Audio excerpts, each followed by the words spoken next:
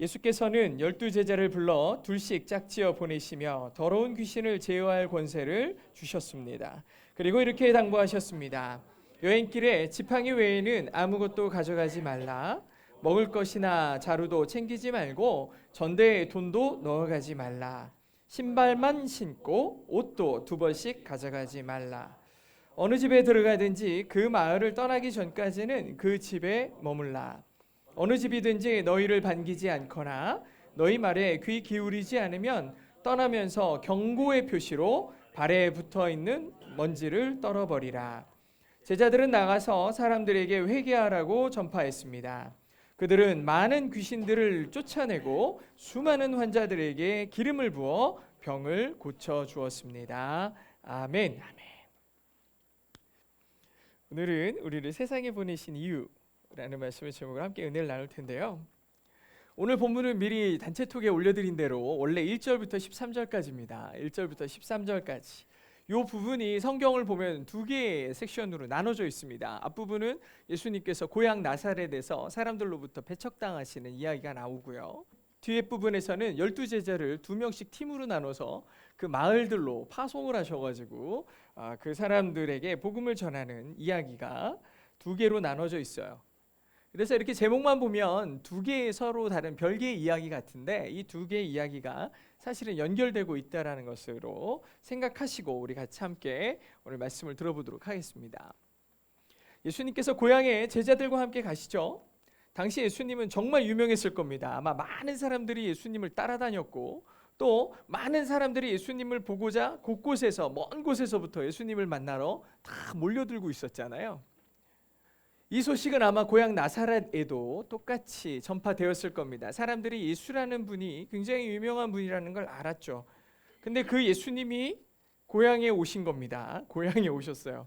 우리나라도 옛날에 뭐 누군가 어떤 외지에 나갔다가 유명해지거나 아니면 무슨 뭐 성공을 했다거나 이러면은 마을 앞에 현수막 막 붙여놓고 금의 환영 뭐 이래가지고 환영하고 막 그러잖아요, 보통. 근데 예수님이 고향에 오셨는데 예수님은 환영을 받지 못하셨어요. 잔치도 없고 그 흔한 사람들의 현수막도 걸리지 않았어요. 예수님은 사람들로부터 무시당하고 배척당하셨어요. 물론 고향 사람들도 안식일에 예수님께서 전하시는 말씀을 듣고 깜짝 놀랐어요. 와, 정말 어떻게 저렇게 지혜로우실 수가 있지? 어떻게 저런 기적을 행하실 수 있지? 하면서 깜짝 놀랐어요. 사람들이 정말 신기하다. 막 이렇게 하고 있는데 갑자기 어떤 사람이 이렇게 말해요. 저 사람은 한낱 목수가 아닌가? 마리아의 아들이고 야고보, 요셉, 유다, 시몬과 형제가 아닌가? 그 누이들도 여기 우리와 함께 있지 않는가? 그러면서 사람들은 예수를 배척했습니다. 예수님에 대해서 사람들이 감탄을 하고 막 이러고 있는데 어떤 사람이 불쑥 던진 한마디의 시작이 뭐냐? 한낱 목수가 아닌가? 뭐야, 목수 아니야? 이렇게 얘기해요. 실제로 예수님은 고향에 계시는 동안 공생애를 시작하기 전까지 예수님은 목수로 일하고 계셨죠. 이 사람의 한낱 목수가 아닌가라는 말에는 여러 가지 의미가 담겨 있습니다. 고향 사람들은 예수님이 성장하는 걸 지켜본 사람입니다. 어렸을 때부터 자라는 걸 봤어요. 예수님을 잘하는 것을 생각해 보니까 예수님이 저렇게 똑똑한 말, 지혜로운 말을 할 공부를 한 적이 없는 거예요. 기적을 일으켰다고 하는데 내가 알아보니까 그냥 되게 평범한 동네 꼬마였던 거예요. 동네에서 그냥 자랐던 우리 마을 사람인 거예요. 별로 특별하지도 않았어요. 이 사람들은 예수님의 형제들이 전혀 특별하지 않은 것처럼 예수도 특별할 리 없다라고 이미 마음에 결정을 해뒀어요. 별거 아니라는 거죠. 여기서 배척한다라는 말의 어원이 뭐냐면 걸려 넘어지게 한다는 뜻이거든요. 고향 사람들은 예수님의 사역을 그리고 예수님의 일들을 폄훼하고 공격하고 있었던 겁니다. 바로 여기에 고향 사람들의 맹점이 있었어요. 사실 많은 사람들이 예수님을 따르는 이유는 예수님을 메시아라고 생각했기 때문입니다. 예수님이 메시아예요. 근데 왜 예수님이 메시아라고 생각했어요? 뭐 정치적, 사회적 이유들을 떠나서 예수님이 특별했어요. 그래서 그런 일들이 예수님을 메시아답게 만든다고 생각했어요. 저렇게 하시는 거 보니까 예수님이 메시아가 틀림없어라고 생각한 거죠. 근데 반대로 예수님을 너무 잘 아는 고향 사람들은 예수님이 특별할 게 없었던 분이에요. 너무 평범한 거죠. 너무 평범해요. 전혀 특별할 것이 없던 그냥 자기 동네에 살던 사람이에요. 고향 사람들도 메시아라면 좀 특별해야 된다고 생각했겠죠. 근데 예수님이 그렇지 않으니까 예수님의 말씀을 진지하게 들을 필요도, 그리고 그가 하시는 일들을 특별하게 여길 필요도 없다고 생각했던 거죠. 저희 할머니 형제들은 6.25 때 피난해서 내려오신 분들입니다. 형제들이 여럿이세요. 근데 너무 안타깝게 지금은 많은 분들이 신앙이 없으십니다. 아버지에게는 무척 가까웠고 유일한 외삼촌과 이모들이에요. 얼마나 전도를 하고 싶었겠어요. 아버지가 1세대니까 예수님을 처음 믿으셨으니까 막 어머님도 전도하고, 그래서 진짜 저희 할머니는 권사님이 되셨는데 그 친척들, 삼촌들, 이모들에게도 전도를 엄청 하고 싶어 하셨어요.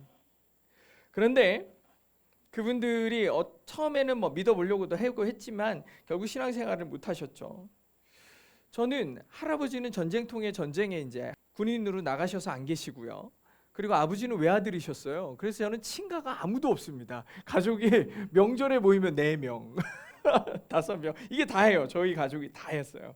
그래가지고 그냥 이게 다구나 생각하면서 살았는데, 저는 그래서 대가족 보면 되게 부러웠거든요. 뭐 삼촌도 있고 전 삼촌도 없고 막 이러니까.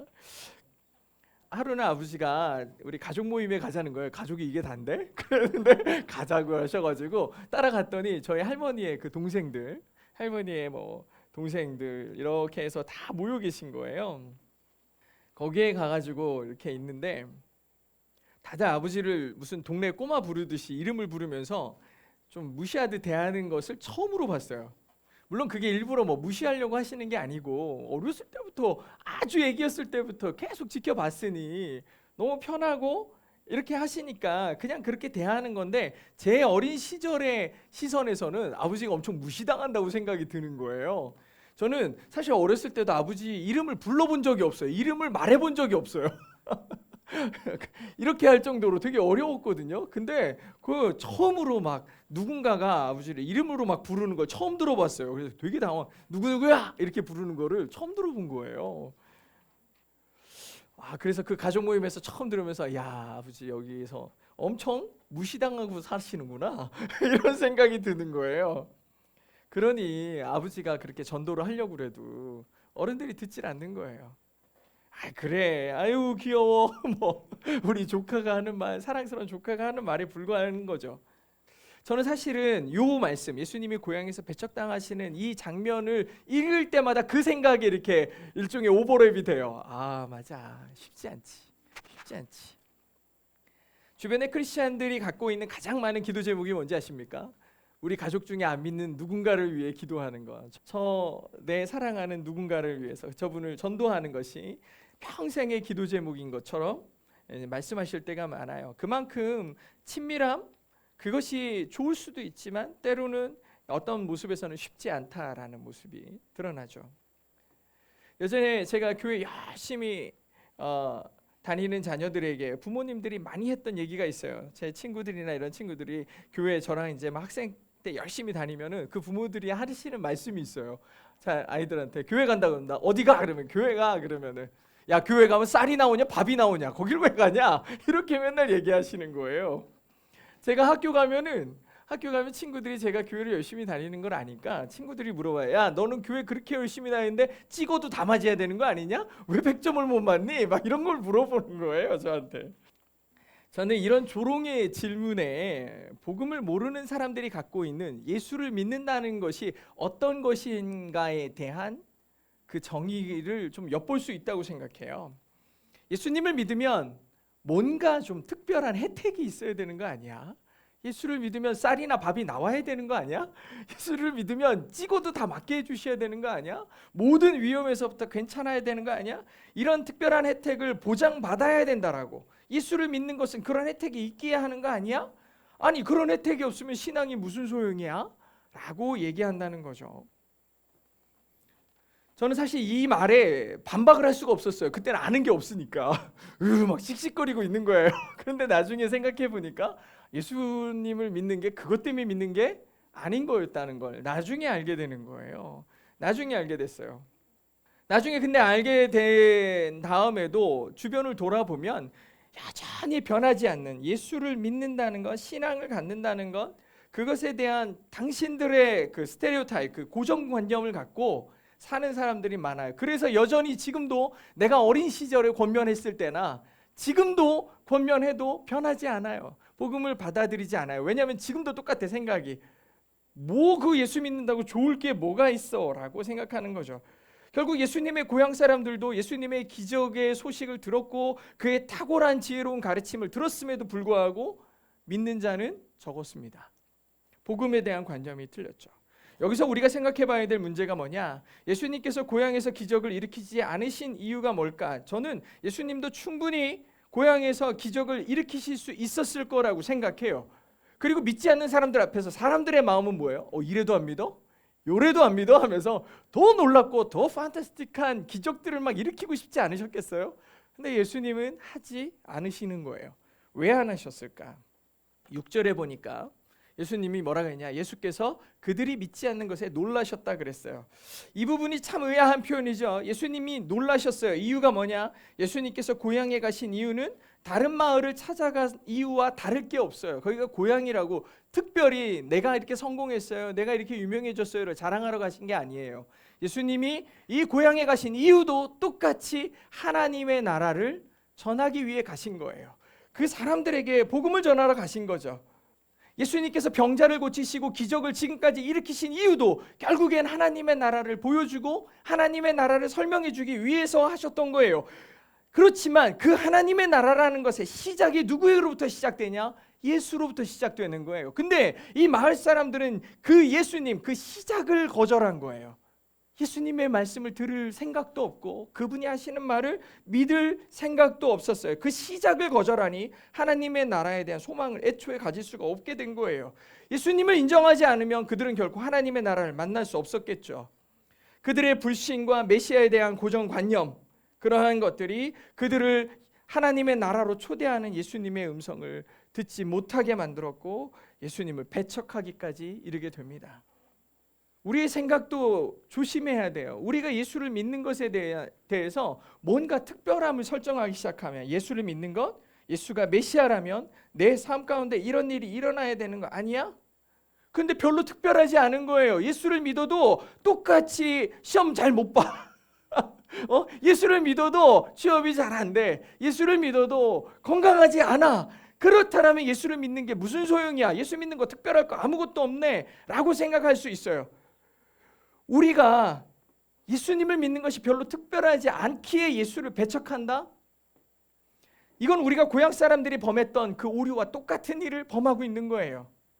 우리는 평범한 예수 그리스도를 배척할 게 아니라 우리의 잘못된 기대를 배척해야 돼요. 이게 굉장히 중요해요. 내 삶에 예수 그리스도를 향한, 예수를 믿는다는 것을 향한 기대들, 이것들이 얼마나 신앙에 문제가 되고 방해가 되는지를 우리는 알아야 돼요. 내가 뭘 위해 예수의 이름을 부르는가? 신앙이라는 이름으로 신앙 아닌 것을 기대하지 말아야죠. 신앙이 무엇인지는 우리가 정하는 게 아니거든요.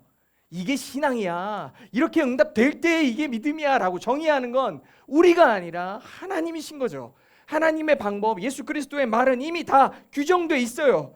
그리고 그 말씀에 우리는 순종함으로 따라가는 거죠. 하나님의 나라는 예수님으로부터 시작되고 완성된다는 것을 꼭 기억하며 우리는 신앙생활을 해야 될 줄로 믿습니다. 이후에 예수님과 제자들은 고향 마을을 떠나서 여러 마을을 다니며 복음을 전하죠. 그러던 중에 어느 마을에서 예수님이 12제자를 부르시는 거예요. 이리 와봐. 그러신 다음에 2명씩 팀을 짭니다. 2명씩 팀을 짜가지고 복음을 전하기 시작해죠. 예수님께서 이 일을, 예수님께서 원래 하시던 말씀을 전하시고 병자를 고치고 귀신을 쫓아내는 일들이 이 제자들에게 똑같은 권능을 나눠주시고 이 일을 하게 하셨어요. 너희들이 가는 곳마다 그렇게 해라 하셨어요. 이건 굉장히 중요한 메시지예요. 왜냐하면 그렇게 예수님이 제자들을 파송하셨다면 우리도 뭐 한 사람들이에요? 파송 받은 사람들이에요. 우리도 똑같아지는 거죠. 예수님이 이렇게 본을 보이신 이유는 그것이 우리가 할 일이기도 하기 때문이죠. 예수님께서 이렇게 팀을 짜줍니다. 팀을 짜셔서 마을들에 보내시죠. 예수님께서 이렇게 팀을 짜가지고 보내시는데 이건 뭐 물론 혼자 할 수도 있는 일이지만 굳이 예수님은 2명을 한 팀으로 만들어서 보내셨어요. 교회에서도 팀 사역이 되게 중요하지 않습니까? 물론 누군가와 한 팀을 이루느냐에 따라서 사역의 향방이 그리고 사역의 성패가 갈리는 것 같은 느낌이 있는 것 같아요. 여러 멤버들하고 선교를 가다 보면 꼭 마음에 불편한 사람들이 있어요. 뭐 표현하지 않지만 불편해요. 마음에 안 들어요. 그런 사람이 꼭 있어요. 근데 이 부분을 잘 다루지 못하잖아요. 선교 기간 내내 힘들어요. 갔다 와서도 힘들어요. 괜히 갔어. 뭐 낭비됐어. 이렇게 하면서 갔다 와도 힘들어요. 근데 예수님께서 2명씩 한 팀을 만들어 주셨죠. 2명씩. 만약에 제가 이제 예전에도 한번 설교를 하면서 이 상상을 해봤는데 예수님의 제자들 중에는 열심당원이라고 하는 시몬이 있습니다. 열심당원은 사실은 그 나라의 배반자들 이런 사람들 쫓아다니면서 처단하고 괴롭히고 이러는 사람이거든요. 근데 이 예수님의 제자들 중에는 이런 나라의 배반자가 있잖아요. 마태 같은 세리가 있어요. 세리는 로마에다가 세금을 자기네 사람들의 세금을 걷어다가 로마에다 갖다 주는 사람이란 말이에요. 그냥 갖다 주면 모르겠는데 자기 이익도 다 배불리 채워 넣는 사람이 세리잖아요. 만약에 이 열심당원과 마태를 같이 붙였다고 생각해 보세요. 난리가 나겠죠. 정치적 성향도 다르고 자기의 뭔가 다르니까 맨날 치고받고 싸웠을 거라고. 근데 예수님이 뭐 그렇게 하셨을까 싶긴 하지만 만약에 그렇게 하셨다라면 이유가 있으실 거 아닙니까? 큰일 아니에요. 예수님께서 그럼에도 불구하고 이렇게 팀을 이렇게 만들어 주신 이유는 뭘까요? 합력해라는 거예요. 굉장히 중요한 건데 교회는 정말 다양한 환경에서 다양한 사람들이 모여서 만들어진 공동체예요. 12명의 제자들을 2명씩 나눠 6개에 만들어 놓은 팀은 교회의 모습을 좀 닮았어요. 물론 예수님께서 주신 귀신을 쫓거나 병을 고치는 능력은 동일했겠지만 그 팀만의 개성들이 다 있어요. 이 팀이 온전해지는 가장 중요한 조건은 이 2사람의 연합이에요. 지금도 마찬가지입니다. 지금도 마찬가지. 우리 교회, 이 동행교회라고 모두 서로가 다 사랑스럽고 마음에 들겠냐고요. 얼굴만 봐도 막 꿀이 뚝뚝 떨어지겠냐고. 아니죠. 마음에 안 들 수 있어요. 마음에 안 드는 모습들이 있겠죠. 앞에서는 웃어도 뒤에서는 비난하는 사람들이 분명히 있어요. 그게 사람의 속성이잖아요. 근데 저는 그 비난에 대해서, 그 불편함에 대해서 여러분을 뭐라고 하려는 게 아니에요. 그렇지만 교회가 그 불편함을 극복하지 못한다면 그건 교회로서의 본 모습을 상실하는 거예요. 상실의 시작이에요. 상실의 시작. 예수께서 우리에게 기대하시는 것은 기적의 능력을 베푸는 교회, 탁월한 메시지가 전달되는 그런 교회, 귀신이 도망가는 그런 교회가 아니라 이 복음의 능력을 구현하는 교회, 복음의 능력으로 변화되는 것을 드러내는 것을 소망하시는 거죠. 우리가 이렇게 하나로 공동체로 연합함으로 이 불편함들을 극복하고 나아가 그 불편함을 품고 서로를 사랑하게 되는 그 놀라운 변화를 일으키는 게 교회의 목적인 거예요. 이게 진짜 사랑의 능력 아니겠습니까? 예수님께서 2명씩 한 팀으로 파송하시면서 3가지 당부를 하는데 첫 번째 당부가 8절과 9절에 나옵니다. 같이 읽겠습니다. 시작. 이렇게 당부하였습니다. 여행길에 지팡이 외에는 아무것도 가져가지 말라. 먹을 것이나 자루도 챙기지 말고 전대에 돈도 넣어가지 마라. 신발만 신고 옷도 2벌씩 가져가지 마라. 야, 여러분 이 장면 보면서 무슨 생각이 듭니까? 어떻게 이렇게 보내실 수 있어? 뭐 이런 생각도 할 수 있지만 굉장히 비장하게 보이지 않습니까? 아무것도 가져가지 마라. 저희도 선교 갈 때 막 캐리어 막 끌고 오려고 그러고 그러면은 가져오지 마 막 이렇게 얘기하긴 하는데 뭔가 되게 급하고 비장한 것 같아요. 지팡이 말고 아무것도 가져가지 마라. 신발만 딱 신고 지팡이 들고 가라. 예수님이 말씀하시는 이 장면의 핵심은 뭐냐? 긴급함이에요. 긴급함. 최근에 비행기 사고가 자주 나지 않았습니까? 뭐 전 세계에서 일어나는 비행기 사고에 대한 뉴스가 종종 뉴스에 보도되는 걸 들었어요. 근데 한 번은 비행기 사고로 비상 착륙을 하는 비행기의 내부의 모습이 찍힌 영상을 본 적이 있어요. 비행기가 이제 곧 비상 착륙을 해야 됩니다 하면서 안에서 막 비행기 안에서 긴급한 방송이 나오는데 내용이 뭐냐? 비행기가 착륙하는 대로 개방된 출입구로 신속히 탈출하시기 바랍니다. 선반 위의 물건은 절대 꺼내지 마시고 신속히 탈출하시기 바랍니다. 이 얘기를요, 비행기가 아직 떠 있는 순간부터 비상 착륙할 때까지 계속 방송을 하는 거예요. 아무것도 가져가지 말고 문이 열리면 바로 탈출하시라고, 순서에 맞춰서 내려가시라는 거예요. 이게 무슨 뜻입니까? 신속한 탈출이 더 중요하다라는 거예요. 아니, 나 이것도 내려야 되고 내 가방에 이거 중요한 것도 있고 지금 막 그런데 이런 거 챙길 겨를이 없다라는 거예요. 지금은 비상이라는 거예요. 얼른 내리셔야 돼요. 얼른 내리셔야 됩니다. 라고 얘기합니다. 예수님께서 제자들에게 지팡이만 딱 들고 바로 가라고 하신 것에는 이제 하나님의 나라가 가까웠다라는 의미를 갖고 있어요. 지금 먹을 거 챙기고 보따리 챙기고 돈 챙길 틈이 어딨냐는 거예요. 당장 가서 사람들을 빨리 회개하게 만들고 복음을 믿게 해야 돼 라고 얘기하시는 거죠. 실제로 그렇다고 뭐 내일 간다고 큰일 나겠느냐 이렇게 했지만 예수님이 제자들을 지금 이렇게 하시는 건 훈련하는 거예요. 복음의 긴급성이에요. 하나님의 나라가 멀지 않았다. 우리는 생각 속에 그렇죠. 예수님이 이렇게 말하고 나면 마음속에 불편함이 생겨요. 아니, 지팡이만 들고 갔다가 아무것도 못 먹고 굶고 막 힘들면 어떡해, 이런 생각 할 수 있잖아요. 근데 그게 중요한 게 아니라는 거예요. 물론 우리는 지금 이 말씀을 이미 읽었기 때문에 그런 일이 일어나지 않을 것은 당연히 알고 있겠지만 이 명령을 우리에게 하셨다고 생각해 보십시오. 여러분들 가운데 쉽게 예스 하고서 지팡이만 들고 내가 신발만 신고 나가겠습니다 할 사람이 몇 명이나 되겠냐고요. 쉬운 게 아니죠. 쉽지 않아요. 하지만 그 쉽지 않은 결정을 하고 사는 사람들이 크리스찬이라는 거예요. 예수님을 따라가는 데 있어서 겪어야 할 힘든 일, 내가 예수를 믿음으로 인해서 감당해내야 되는 일들을 계산하지 않는 사람들, 개의치 않는 사람들, 오히려 현실에서 예수님을 따라가느라 내가 맞이하게 될 그 어려움과 장애물들을 기꺼이 이겨낼 힘을 달라고 기도하는 사람들, 그런 사람들 우리는 크리스찬이라고 부른다는 거죠. 쉽지 않아요. 저는 사실 이렇게 설교를 하면서도 참 마음이 불편할 때가 있어요. 과연 이 말씀이 우리 성도들에게 그리고 저에게 어떤 영향과 변화를 일으킬 수 있을까? 지금 이곳에서야 우리가 이렇게 예배하고 있고 찬양하고 있고 기도할 수 있으니 얼마나 좋겠나 싶지만 또 저 문을 열고 나가자마자 현실이 우리 앞에 엎드려 있지 않습니까? 나가자마자 내가 감당해야 될 세상의 소식들, 내 주머니의 잔고와 먹고 마실 것들을 고민하는 인생이 우리 앞에 현실로 닥쳐 있잖아요. 예수님의 말씀처럼 어떻게 저런 것들에 대한 고민 없이 세상으로 지팡이만 들고 나갈 수 있을까? 이런 고민이 당연히 들 수 있어요. 그럼에도 불구하고 예수님은 그렇게 가라 그러셨어요. 그러면 우리가 해야 될 일은 이 모든 세상의 가치들을 내 삶의 우선순위에서 아래로 내려놓고 오직 복음을 위하여 예수 그리스도의 명령을 따라 나가보는 것, 그리고 그 우선순위를 혼동하지 않는 것, 그리고 그 믿음의 가치를 흔들리지 않게 버텨내는 것, 이것이 우리가 감당해내야 될 그리스도인의 삶이라는 거죠.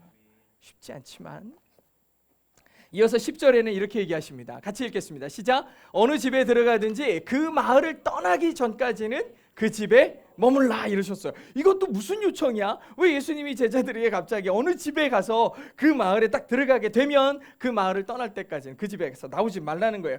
쉬운 거 아니야? 그럼 그러면 되지 라고 생각할 수 있는데 여러분 생각해 보세요. 어떤 마을에 갔어요. 처음 집에 문을 똑똑 두드려가지고 저 오늘 제가 여기서 이제 이런 일을 하려고 하는데 좀 묵을 수 있을까요? 그랬더니 들어오세요 그러는 거야. 그러더니 어디 방 하나를 내줬는데 거기 들어가서 봤더니 집에서 막 방에서 이상한 냄새가 나고 메주를 띄웠는지 이런 이상한 냄새가 나고 막 벌레가 기어다니는 것 같은 거예요. 아, 이거 잠을 잘 수는 있나? 화장실을 어딘가 봤더니 저기 떨어져 있어가지고 밤중에 거기까지 가야 되고 위험하고 무섭고, 아니 어쨌든 그래도 갔더니 이렇게 환대를 해주시면서 내게 방을 내주셨으니까 고마운 마음으로 들어갔네. 그래가지고 그 다음 날부터 마을을 다니면서 복음을 전하고 사람들을 만나고 이랬어요. 근데 어느 날 갑자기 어떤 사람이 굉장히 좋은 옷을 입고 나이스한 사람이 선생님의 말씀에 감동을 받았습니다. 저희 집에서 머무시죠. 저희 집에서 머무시죠. 우리 집에 제가 모시고 싶습니다. 그래서 안 그래도 가봤어요. 그랬더니 막 집이 막 넓고 깨끗하고 좋은 거예요. 좋은 것도 있고 화장실도 안에 있고 너무 좋은 거예요. 그러면은 옮겨야지. 옮겨야지. 이거 마음이 어떻겠습니까? 옮겨야죠. 근데 예수님이 뭐라 그러셨어요? 그 마을에 들어갔으면 그 집에서 옮기지 말래. 뭐 할 때까지? 그 마을을 떠날 때까지. 마음이 얼마나 옮기고 싶겠습니까? 근데 옮기지 말라고 하신 예수님의 말씀이 생각나요. 어떻게 하겠습니까? 정말 옮기면 안 될까요? 라고 마음속에 수십 수백 번 물어보겠죠. 왜 예수님은 괜히 이런 얘기를 해가지고 못 옮기게 만드셨을까? 저도 생각을 해봤어요. 저는 처음 개척을 하고 힘든 시간들을 무척 오랫동안 보낸 것 같아요. 그러다가 큰 교회 부목사로 사역을 하면서 정말 넉넉하고 행복한 사역을 했어요. 뭐 물론 돈을 많이 받았다 이런 얘기가 아니고 꿈꾸고 소망했던 사역들을 정말 많이 했어요. 재미있게 부족함 없이 잘할 수 있었어요. 정말 젊은이들하고 행복한 사역을 했는데 그렇게 사역하다가 갑자기 사임을 하면서 그 다음 사역에 대해서 고민이 시작됐어요. 저를 초대해주는 교회들, 뭐 청빙하려는 교회들도 있었고 또 여러 가지 문화 사역이나 깊이 고민, 뭐 학교에 다른 이제 대학원에 가서 공부를 할까 고민하고 있었죠. 그런데 갑자기 개척을 한 거예요. 개척은 옵션에 없었거든요. 놀라운 게 개척하고 싶은 마음이 거의 없었다는 거예요. 그런데 어쩌다 보니 이미 개척을 하고 있는 저를 발견하는 거예요. 내가 지금 뭐 하고 있지? 이런 생각이 막 드는데 개척을 하고 있어요. 편한 목회, 인정받는 목회, 나를 만족시키는 목회를 원했다면 아마 더 큰 교회의 부교육자나 청빙받아 갔겠죠. 실제로도 그러고 싶은 생각이 많았거든요. 근데 현실은 개척이에요. 어제 어떤 목사님하고 앉아가지고 이렇게 차례 앉아하면서 얘기를 하는데 목사님이 그러시는 거예요. 하나님께서 우리 각자에게 주신 계획을 우리는 깰 수 없습니다. 저한테 딱 그러시는 거예요. 갑자기 무슨 설교 준비를 이렇게 하고 있는데 갑자기 저한테 그러신 거예요. 아, 그랬구나. 아무도 바꿀 수 없다. 하나님의 계획은 바꿀 수 없다. 예수님께서 제자들을 파송하시면서 원한 것이 바로 이거였어요. 근데 사람은 상황에 따라 그 마음이 계속 흔들릴 거 아니겠습니까? 지금 제자들은요, 예수님의 명령을 따라 사역하러 남았는데 현장에 가보니 나에게 더 좋은 것들이 널려 있어요. 나를 만족시킬 만한, 나를 행복하게 할 만한 것들이 널려 있어요. 사실은 지금 이 사람들은 예수 그리스도의 보내심을 받은 자들 아니에요? 예수 그리스도의 명령을 받아가지고 이 마을 곳곳으로 달려온 사람들인데 가서 봤더니 내게 좋은 것들을 따라서 움직이는 사람이 된다고 하면 이 사람은 더 이상 사도가 아닌 거죠. 예수님은 이들을 훈련하는 중이었어요.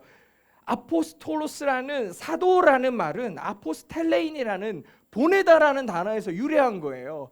보냈다라는 것은 보낸 분의 뜻에 따라 사는 게 본질이죠. 내 뜻이 아닌 하나님의 뜻이 우선되는 거, 보낸 자의 뜻이 우선되는 거예요. 보내서 온 사람들은 다른 것을 추구하지 않아야 된다는 뜻이죠. 하나님의 일을 한다면서 결국엔 세상적인 만족을 추구하고 있다면 그건 틀린 거라는 거예요. 그리스도인의 삶은 사는 것도 주를 위한 거고 죽는 것도 주를 위한 것이죠. 왜냐하면 우리 존재의 이유가 하나님께 있기 때문이에요. 내가 왜 존재하는가? 하나님 때문이다. 우리의 삶은 내 만족이 아니라 하나님의 만족에 있어야 될 줄로 믿습니다.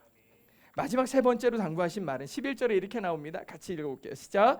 어느 집이든지 너희를 반기지 않거나 너희 말에 귀 기울이지 않으면 떠나면서 경고의 표시로 발에 붙은 먼지를 떨어버리라 그랬어요. 당시 유대인들에게 발에 붙은 먼지를 떨어버린다라는 것은 아주 의미 있는 행동이었는데 이 유대인들은 굉장히 자기가 특별한 사람들이라고 늘 생각하지 않습니까? 나는 선택받은 선민이야, 난 특별한 사람이야 라고 생각했기 때문에 이 사람이 나가서 이방인하고 악수를 하거나 이방인을 만나요, 아니면 외국에 갔다 와요. 그러면은 그 외국에서 떠나는 순간 발에 붙은 먼지를 떨어내요. 왜냐하면은 이거는 내 이 정결함 가운데 이 부정한 것들이 틈타지 않게 하겠다. 나는 너희들과 시작부터 달라. 이런 거예요. 그런데 이 시작부터 다른 나에게 뭔가 묻은 거야.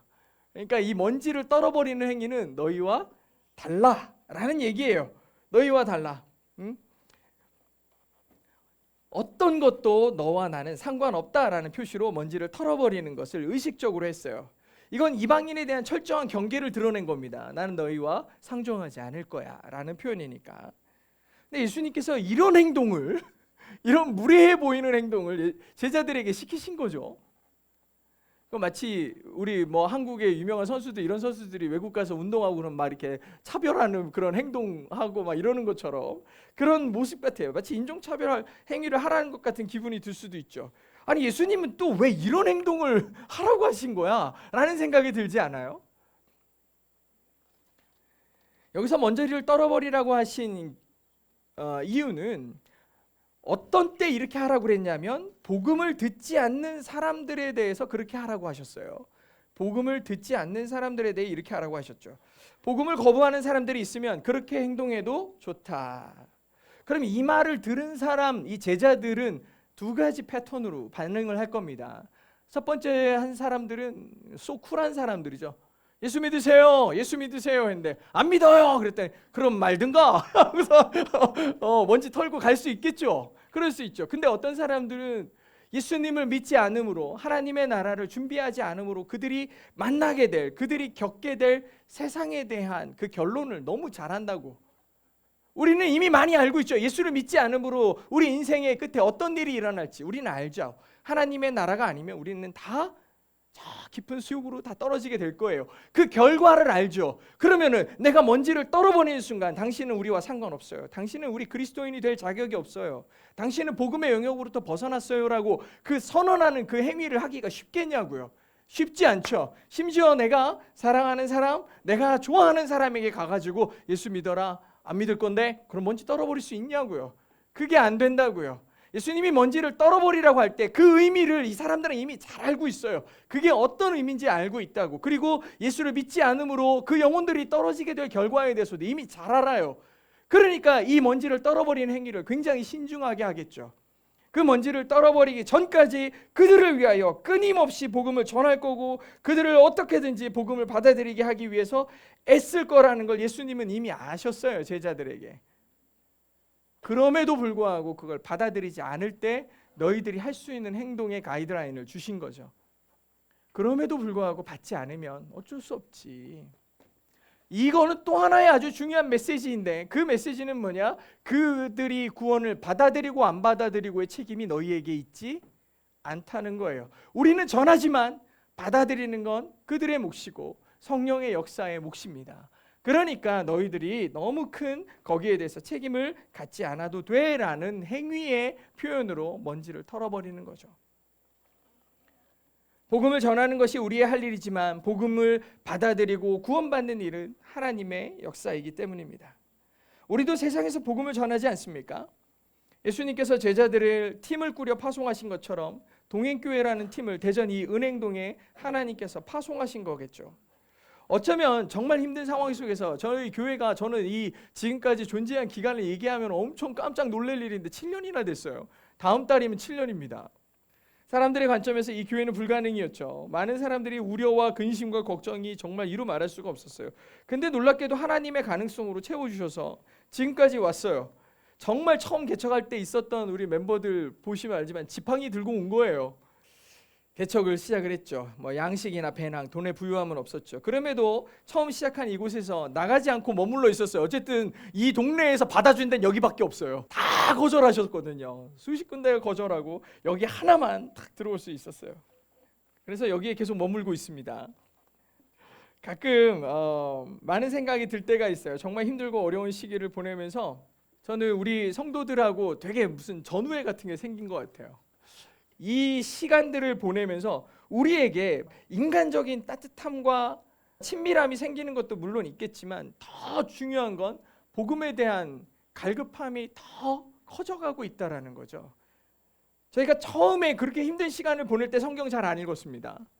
기도 물론 했겠죠. 기도도 많이 했겠지만 저는 지금이 더 기도 많이 한다고 생각해요. 우리 교회가 기도도 많이 하고 말씀도 많이 본다고 생각해요. 말씀도 많이 보고 또 커뮤니티 이렇게 팀을 꾸려서 서로 동역하고 협력하는 거 너무 열심히 그리고 그 갈급함으로 자발적으로 하고 있다고 저는 보고 있어요. 예배를 사모하는 마음이 더 큽니다. 말씀을 읽고 기도하고 선교하고 교제하고 서로 사랑하는 것.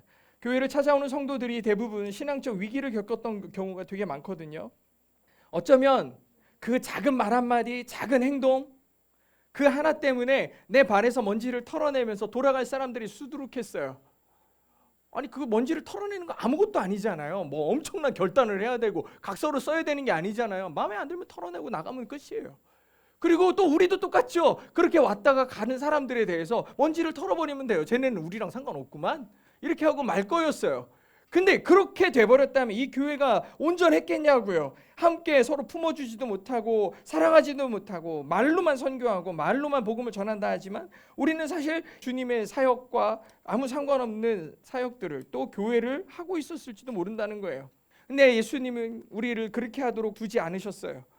우리는 서로 먼지를 떨어버리지 않으려고 무던히도 애썼어요. 그게 무슨 의미인 줄 아니까. 어쩌면 여기를 마지막 출구로 생각해서 왔을 수도 있고, 또 그 갈급한 심령을 해결할 길이 없어 달려왔을 수도 있잖아요. 우리도 부족하고 우리가 충분해서 그들을 품는 게 아니라 우리도 연약하여 서로 연합함으로 주님 앞에 온전히 서려고 애써 먼지를 떨어내지 않았던 수고들을 하고 있는 상태예요. 끝까지 예수님 붙들고 복음을 붙든 거 아니겠습니까? 우리가 믿는 예수님은 세상적 만족을 얻으려고 부르는 이름이 아니에요. 우리의 삶이 예수님의 말씀을 따라가는 삶이 되달라고 갈급하게 외치는 게 그리스도인의 외침 아니겠냐고. 그러려고 예수님의 이름 부르는 거예요. 주야 그럴 때 내 소원이 이루어지는 게 아니라 주의 길로 가게 해달라고, 주님 뜻대로 살게 해달라고 예수님의 이름을 부르는 거라고. 최선을 다해 그래서 예수님을 찾는 거죠. 사랑하는 성도 여러분, 여러분은 왜 예수님의 이름을 부르십니까? 아니면 지금까지 부르셨습니까? 예수님은 우리를 부르셔서 이렇게 세상에 파송하지 않으셨습니까? 진짜 세상을 사랑하는 법을 알려주시는 거예요. 그게 복음을 전하는 거다. 예수님께서도 이 일을 위해 하나님께서 자신을 보내셨다고 하셨거든요. 그래서 내가 너희들을 보낸다라고 제자들에게 말씀해 주셨어요. 우리를 세상에 보내신 이유도 똑같아요. 복음을 전해라. 복음의 긴급성을 세상에 알려라. 서로 연합함으로 하나님 나라의 공동체를 보여줘라. 좀 보여줘라. 그리고 그들을 포기하지 않는 그 열정을 좀 드러내라. 복음의 가치를 삶으로 좀 드러내라라고 얘기하시는 거예요. 그렇게 하나님 나라를 전하는 거죠. 이미 여러 차례 말씀드렸지만 복음을 전하라는 것이 거리에 나가서 전도지를 뿌리라는 얘기가 아니라고 했죠. 물론 그럴 수도 있어요. 그 방법으로 할 수도 있겠지만 다 그런 얘기를 하라는 게 아니에요. 여러분이 사는 그 삶 속에서 예수 그리스도를 드러내라는 거예요. 직장, 학교, 가정에서 우리가 만나는 사람들에게 예수를 드러내라. 그의 사랑과 인내와 용서와 긍휼을 보여주는 삶을, 그것이 복음임을 전해라. 제자들이 보여준 기적과 하나님 나라의 가르침은 예수님을 반영하는 일이었어요. 드러내는 일이었죠. 우리가 드러낼 복음의 능력은 변화된 삶이고 내 입술로 고백되어지는 예수 그리스도의 이름이어야만 합니다. 그것이 능력이에요. 여러분을 통해 예수님만 드러나야 되고, 그래서 세상이 저와 여러분, 우리 동행교회를 통해 예수님을 볼 수 있기를 진심으로 소망합니다.